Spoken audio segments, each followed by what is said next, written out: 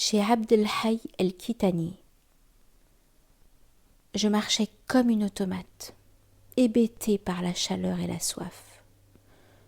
Quand je me rendis compte soudainement que je longeais un mur, lequel semblait être l'enceinte d'un palais. J'arrivai devant un portail, hélas fermé. Je frappai à plusieurs reprises, désolée de voir des heures précieuses s'écouler vainement, avec l'espoir malgré tout de me trouver enfin à la bonne porte. Un jeune homme au teint foncé, à la mise soignée, ouvrit. Voyant une Européenne, il s'enquit de ma recherche.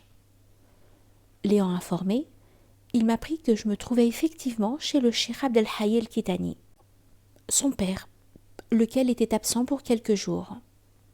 Néanmoins, il se ferait un plaisir de me recevoir pour boire le thé en ma compagnie. Je l'assurai que ce plaisir serait réciproque et le suivis dans un très vaste salon. Il m'invita à m'asseoir dans un fauteuil confortable. Un serviteur, obéissant à ses ordres, revint, apportant un magnifique plateau sur lequel se trouvait le thé prêt à être servi. À ce moment, un jeune homme au teint clair, élégamment vêtu de blanc, entra, vint s'asseoir près de nous.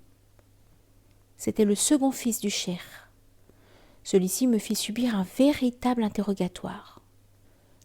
Lorsqu'il eut été amplement informé de mon identité, de ma condition sociale, des motifs de ma quête spirituelle, il me demanda brusquement si je connaissais le sens du mot soufisme.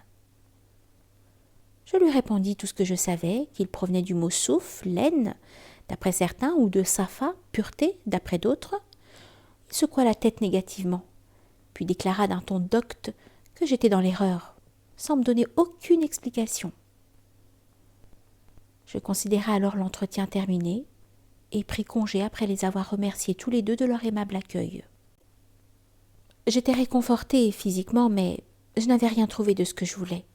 Cependant, je ne perdais pas courage et j'espérais encore.